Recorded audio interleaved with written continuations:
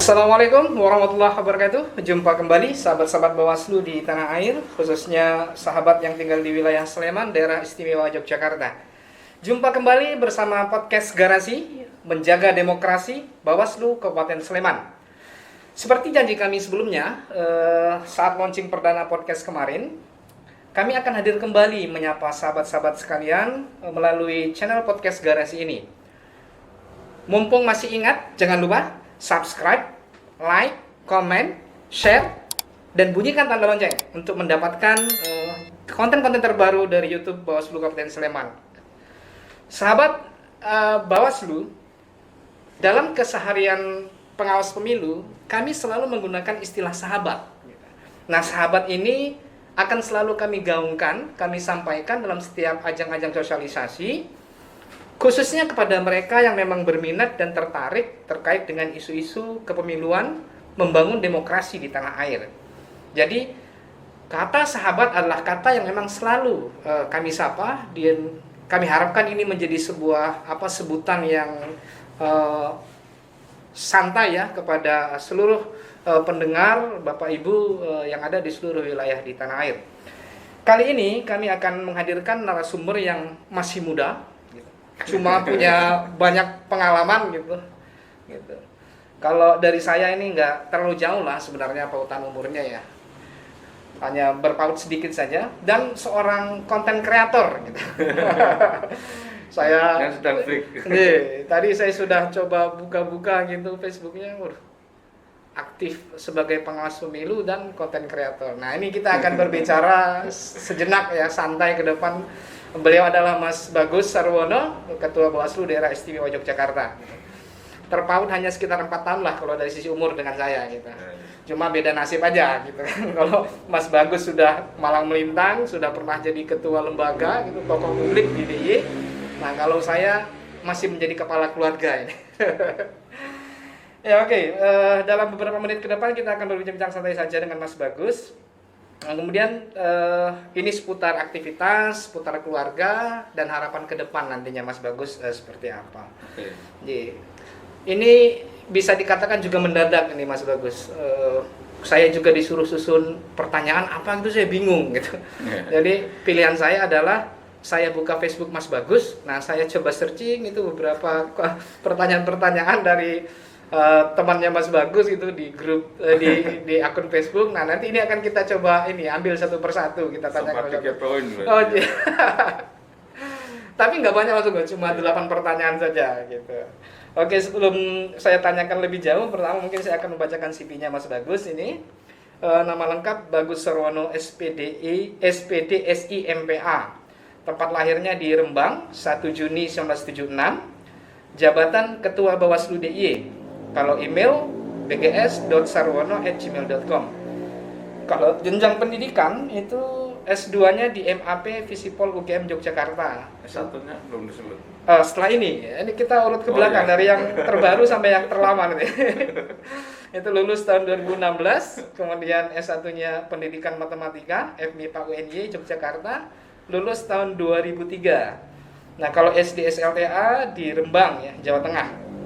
Pekerjaan saat ini Ketua Bawaslu DIY periode 2017-2022, pernah menjabat sebagai anggota Bawaslu DIY 2012-2017, Wakil Ketua Lembaga Ombudsman Daerah DIY 2008-2011, kemudian Tim Asistensi Lembaga Ombudsman Daerah DIY 2005-2008, Staf Peneliti Lapera Indonesia 2002-2005. Ini biodata singkat dari Mas Bagus Sarwono.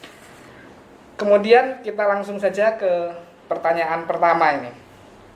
Di statusnya profil Mas Bagus di Facebook itu kan pegiat pengawasan pemilu dan konten kreator. Nah, apakah memang ini Mas Bagus tantangan pengawas pemilu sekarang itu memang harus bisa menguasai atau harus bisa bermedsos ria gitu, atau seperti apa Mas Bagus? Ya, saya pikir memang kita berada di zaman yang agak berbeda dengan dulu, dan saya pikir kalau berbicara dengan tantangan ke depan, kita kan sebagai pengawas pemilu kan tidak bisa lepas dari konteks zamannya ya. Dan zaman sekarang dan konon katanya ini juga masa depan mendatang itu adalah diantaranya memang berbasis digital, berbasis internet, ya bahkan ada yang lebih khusus masa depan di dunia apapun itu adalah berbasis medsos ataupun ada yang bilang YouTube juga gitu. Sehingga menurut saya kita memang harus juga mengikuti perkembangan itu dan syukur bisa ambil bagian atau mengambil peran penting di sana juga gitu. Nah kalau kelembagaan kan ini juga sudah kita dorong ya, dan Mas Arjuna ini Mas yang paling ganteng itu ya sesuai namanya, itu juga di bagian humas juga sudah tentu secara kelembagaan sudah kita dorong, tetapi juga secara personal ini memang yang seperti saya ini secara personal, dan saya pikir tidak hanya saya ya, mulai banyak juga aktivis mungkin pegiat pemilu ataupun yang lain itu juga punya akun-akun pribadi gitu yang dikelola untuk mendukunglah aktivitas kita yang mungkin barangkali kalau di humas lembaga barangkali nggak masuk, tapi di kita mungkin lebih fleksibel gitu, sehingga itu gamanya gini Mas Arjuna, daripada konten-konten misalnya kayak YouTube itu ya, saya punya YouTube dulu namanya bukan nama saya, tapi setelah saya pikir-pikir ini kelihatannya perlu dirubah, makanya terus saya rubah gitu kan ke nama pribadi gitu. Itu ya kita supaya tidak mengkonsumsi atau publik tidak mengkonsumsi informasi-informasi di YouTube misalnya itu yang taruhlah mungkin hanya hiburan, ya hiburan juga boleh, ataupun ada game, ada yang mungkin ini banyak informasi sampah lah ya.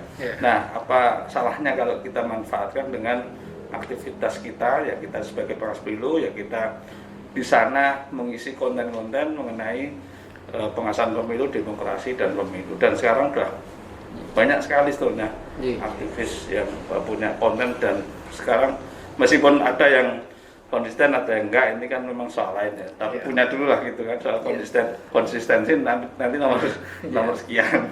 Berarti ini gitu. Mas Bagus juga sudah banyak nih friend-nya kalau nggak salah di Facebook dan YouTube, mungkin subscribe juga YouTube ya, kalau Facebook kan sudah agak lama ya, sudah agak lama, sekitar 2000 berapa ya, 5 atau 2008 itu kan rata-rata sudah punya, kita semua hampir sudah mulai mengenal kalau Facebook. Kalau YouTube ini kan baru beberapa tahun ini gitu, terutama pas saat pandemik lah ini.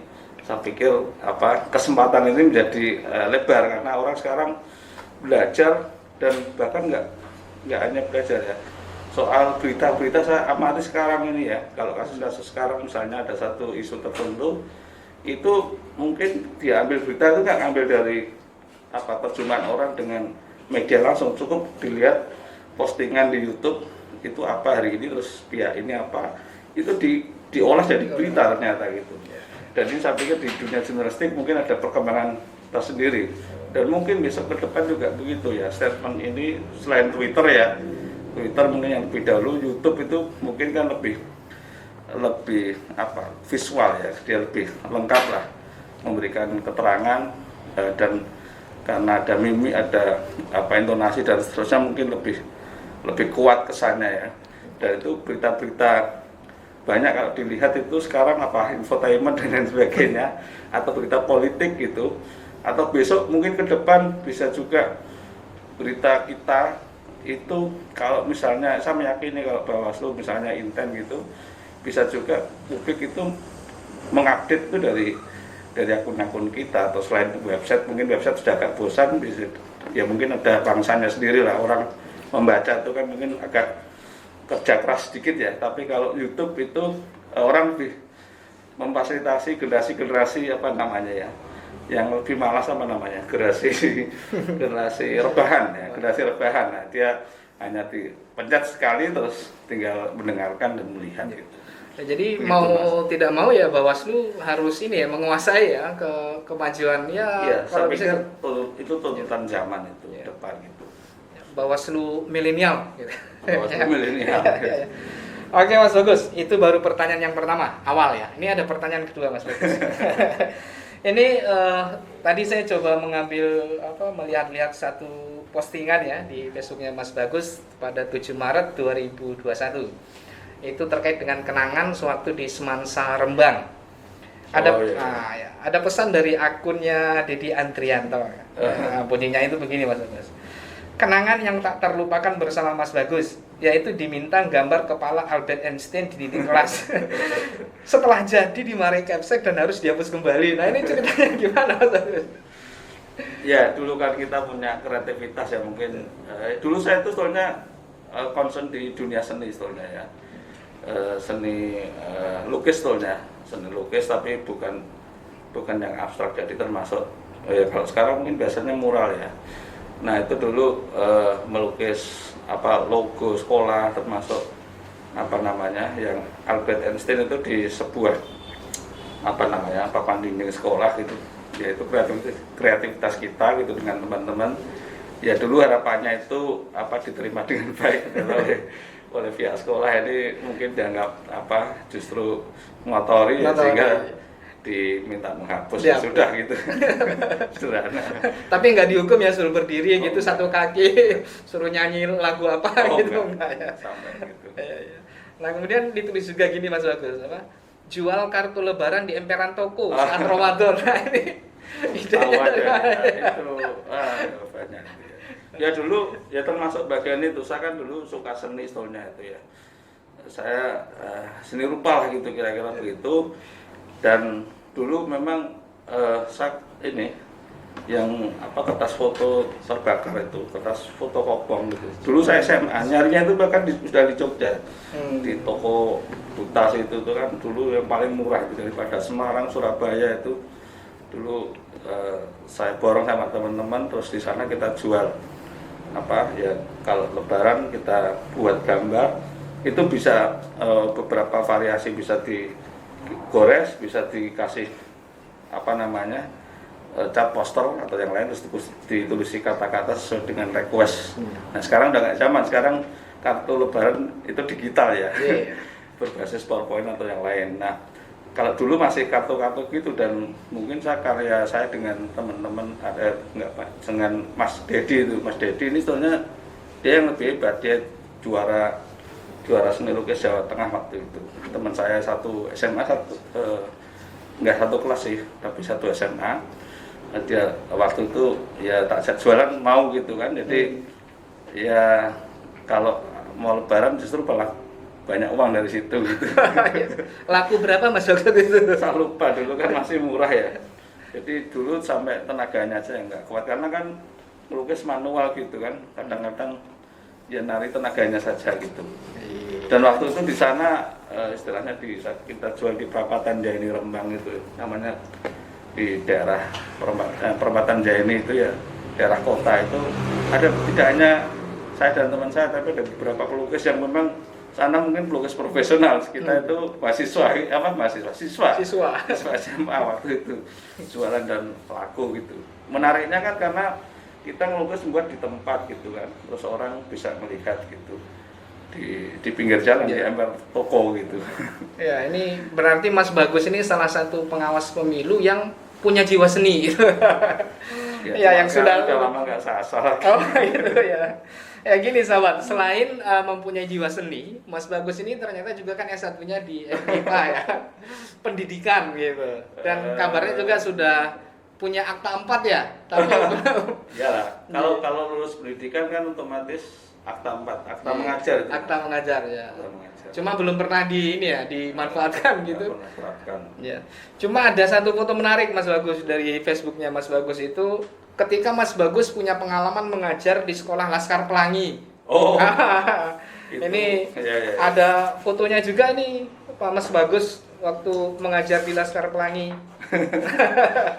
Ini saya nggak mengira ini kalau ini sudah sampai ini fotonya ya. Laskar Pelangi yang mengajar di Laskar Pelangi.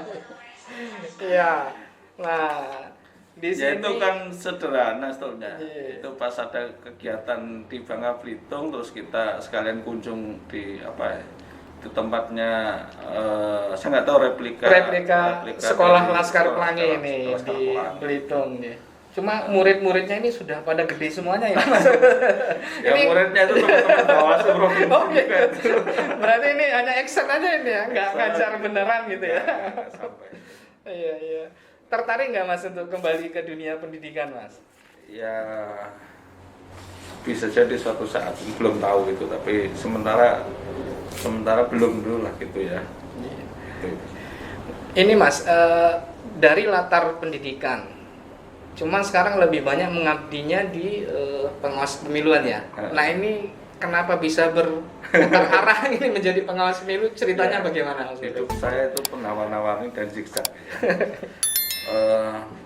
Dipikir dunia seni sama dunia eksak itu kan sebetulnya sudah agak jauh gitu kan dari situ. Nah sekarang di dunia politik yang dulu juga nggak kebayang itu. Saya waktu sekolah bahkan mahasiswa di itu nggak kebayang, tapi ya mungkin karena kemudian ketika mahasiswa kemudian sempat aktif di intra maupun di ekstra kampus, kemudian habis kuliah gitu, selesai kuliah sempat kakak saya itu langsung udah suruh ngajar di kakak saya kan guru ya PNS di SMA negeri di salah satu di Rembang sana, sudah nyiapkan kan jaringan atau mungkin perkenalan dengan kepala sekolah yang lain ada gitu. Waktu itu dan sudah kamu kerja di sini, sudah ditemukan kepala sekolah ada beberapa itu. Waktu itu belum mau gitu ya, belum mau. Dan kebetulan ada teman yang dulu ikut ya aktif di organisasi intra kampus bareng saya, intra dan ekstra itu sekalian diminta bantu waktu itu kan di NGO gitu, Lapera itu. Terus waktu itu saya akhirnya balik ke Jogja, padahal saya ketika lulus itu barang udah bersih itu, barang seperti rak buku itu udah saya Kosongkan gitu ya. berikan ke teman-teman yang lain yang butuhkan, ya tinggal waktu itu tersisa tinggal tikar sama bantal satu gitu ya. Saya akhirnya balik lagi ke Jogja gitu. Terus ya sampai sekarang itu setelah di LSM itu kemudian daftar di ombudsman diterima, ya terus akhirnya kezigzagan saya ini berlangsung sampai sekarang ini.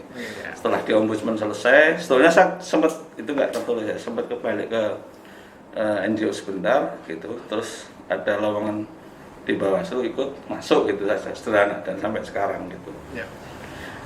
Oke, ini pertanyaan keempat Mas Bagus. Ya. Saya itu kenal dengan tetangganya Mas Bagus, Mas Dilan gitu.